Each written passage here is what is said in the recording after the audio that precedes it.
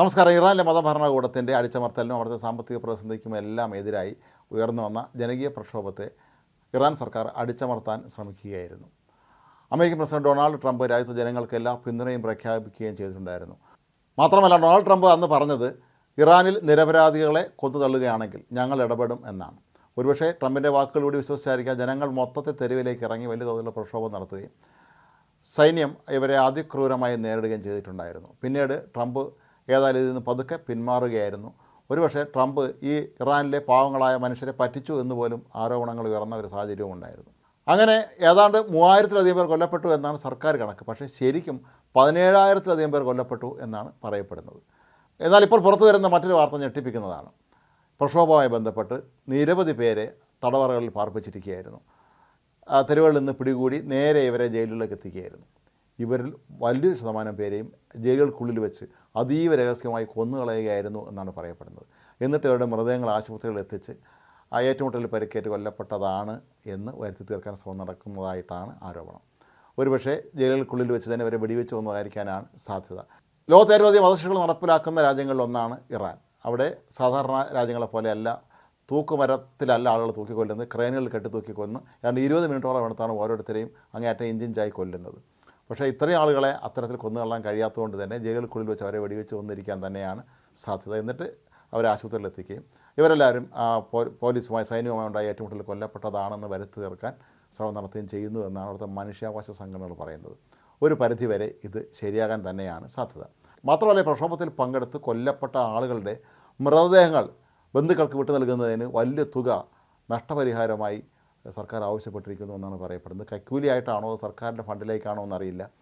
വലിയ തുക നൽകിയാൽ മാത്രമേ അവരുടെ മൃതദേഹങ്ങൾ വിട്ടു നൽകുകയുള്ളൂ. അതല്ലെങ്കിൽ അവർക്ക് മതാചാര പ്രകാരമുള്ള സംസ്കാരം തങ്ങളുടെ ബന്ധുക്കൾക്ക് ഒരിക്കലും ലഭിക്കുകയില്ല എന്ന് കരുതി ആളുകൾ ഇവർ പറയുന്ന പൈസ കൊടുത്താണ് ഇപ്പോൾ ഈ മൃതദേഹങ്ങൾ അവിടെ നിന്ന് പുറത്തേക്ക് കൊണ്ടുപോകുന്നത് എന്നാണ് പറയപ്പെടുന്നത്.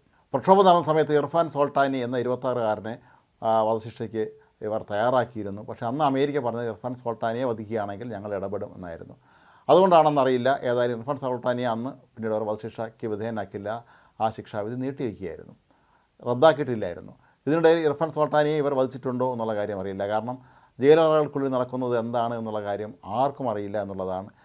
ഇറാനിലെ ജയിലുകളൊക്കെ തന്നെ ഈ പ്രക്ഷോഭകരെ കൊണ്ട് നിറഞ്ഞിരിക്കുകയാണെന്നും അവിടെ എല്ലാം ചോരക്കളമായി മാറിയിരിക്കുകയാണ് എന്നുമാണ് മനുഷ്യാവകാശ സംഘടനകൾ പറയുന്നത്. ഇറാനെ സംബന്ധിച്ചിടത്തോളം അവിടുത്തെ പരമോന്നത നേതാവായ അയത്തുള്ള അലി ഖമേനിയും കുടുംബമൊക്കെ തന്നെ ആയിരക്കണക്കിന് കോടി ഡോളറാണ് വിദേശ രാജ്യങ്ങളിലേക്ക് കടത്തിയിട്ടുള്ളത്. ഇവിടെ എന്തെങ്കിലും ഒരു പ്രതിസന്ധി ഉണ്ടായാൽ, അതായത് അമേരിക്ക ഇടപെടുകയോ മറ്റോ ചെയ്താൽ, അതല്ലെങ്കിൽ ഇറാനിലെ തന്നെ ഷായുടെ മകൻ കിരീടാവകാശിയായ റേസ പഹലവി മടങ്ങിയെത്തി മറ്റോ ചെയ്യുകയാണെങ്കിൽ അതിനു മുമ്പ് റഷ്യയിലേക്കും മറ്റും രക്ഷപ്പെടാൻ വിമാനം വരെ തയ്യാറാക്കി നിർത്തിയിട്ടുണ്ട് എന്നാണ് പറയപ്പെടുന്നത്. ഡൊണാൾഡ് ട്രംപ് ആകട്ടെ ഇറാനെതിരായ നിലപാടിൽ ഇപ്പോൾ കുറച്ചൊന്ന് വെള്ളം ചേർത്ത രീതിയിലാണ് മുന്നോട്ട് പോയിക്കൊണ്ടിരിക്കുന്നത്. കാരണം പഴയ ശക്തി ഇപ്പോൾ ഇറാനെതിരെ വിമർശിക്കുമ്പോൾ ട്രംപും പറയുന്നില്ല. അതിൻ്റെ അർത്ഥം ഒരുപക്ഷെ മറ്റേതെങ്കിലും ഇടപെടലുകളുണ്ടായി ട്രംപ് അതിൽ നിന്ന് പിന്മാറിയിരിക്കാം. ഇറാൻ നേരത്തെ മുന്നറിയിപ്പ് നൽകിയിരുന്നു, ഞങ്ങളെ ആക്രമിക്കുകയാണെങ്കിൽ ഗൾഫ് രാജ്യങ്ങളിലുള്ള നിങ്ങളുടെ സൈനിക താവളങ്ങൾ ഞങ്ങളും ആക്രമിക്കുമെന്ന്. മാത്രമല്ല, ഇറാൻ്റെ കൈവശം ആണവായുധങ്ങളുമുണ്ട്.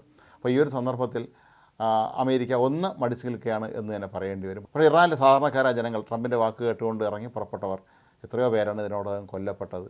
ജയിലുകളിൽ പിടിച്ചുകൊണ്ട് പോയ ആളുകളെയൊക്കെ അതിനകത്തിട്ട് ക്രൂരമായി പീഡിപ്പിച്ചതിന് ശേഷമാണ് അവർ കൊല്ലുന്നത് എന്നാണ് പറയപ്പെടുന്നത്.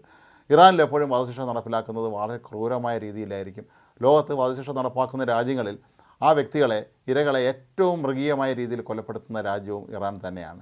സാധാരണഗതിയിൽ മറ്റെല്ലാ രാജ്യങ്ങളിലും അവർ എത്ര ക്രൂരമായ കുറ്റം ചെയ്ത വ്യക്തിയാണെങ്കിൽ പോലും സെക്കൻഡുകൾക്കുള്ളിൽ തന്നെ അവരെ മരിക്കാനുള്ള സംവിധാനമാണ് തൂക്കുമരങ്ങളിൽ ഏർപ്പെടുത്തിയിട്ടുള്ളത്. പക്ഷേ ഇവിടെ അങ്ങനെയല്ല. നേരത്തെ പറഞ്ഞതുപോലെ ക്രെയിനുകളിൽ കെട്ടി തൂക്കി കൊല്ലുന്നതാണ് പതിവ്. ഇത് സാധാരണ നാട്ടുകാരെ മുഴുവൻ വിളിച്ചു കൂട്ടി നിർത്തിയതിന് ശേഷം അവരുടെ സാന്നിധ്യത്തിലായിരിക്കും ഈ കടുങ്കയും ചെയ്യുന്നത്. പക്ഷേ ഇറാനിലെ ജയിലുകളിൽ കഴിയുന്ന ആളുകളെ ഇത്തരത്തിൽ കൂട്ടക്കൊല ചെയ്യാൻ പറ്റാത്തൊരു സാഹചര്യത്തിൽ അവരെല്ലാവരെയും ഓരോന്നായി ഇവർ വകവരുത്തിക്കൊണ്ടിരിക്കുകയാണ് എന്നാണ് പറയപ്പെടുന്നത്. ഇറാനിലെ മതഭരണകൂടത്തെ സംബന്ധിച്ചിടത്തോളം അവർക്ക് എങ്ങനെയെങ്കിലും ഇനി മുന്നോട്ട് കൊണ്ടുപോകണം. തൽക്കാലം അമേരിക്കയെ കൊണ്ടുള്ള ഭീഷണി ഉണ്ടാകില്ല എന്നും ഉറപ്പായി തങ്ങളുടെ സമ്പാദ്യങ്ങളെല്ലാം വിദേശ രാജ്യങ്ങളിലേക്ക് കടത്തുകയും ചെയ്ത സ്ഥിതിക്ക് ഇനി കുറച്ചു കാലം സ്വസ്ഥമായിരിക്കാം എന്ന് കരുതി തന്നെ ആയിരിക്കാം ഈ പ്രക്ഷോഭകരെ മുഴുവൻ കൂട്ടക്കൊല ചെയ്യുന്നത്. കാരണം നാളെ വീണ്ടും ഇത്തരത്തിലുള്ള പ്രക്ഷോഭത്തിന് ഇവർക്ക് ഒപ്പ് കൂട്ടിയാൽ അന്ന് തങ്ങൾക്ക് തടയാൻ കഴിയുമോ എന്നവർക്ക് സംശയമുണ്ട്. കാരണം ഇത്രത്തോളം ജനസാന്നിധ്യം, ജനപങ്കാളിത്തം ഈ പ്രക്ഷോഭത്തിനുണ്ടായി എന്നുള്ളത് മതഭരണകൂടത്തെ തെല്ലെന്നുമല്ല ഭയപ്പെടുത്തുന്നത്.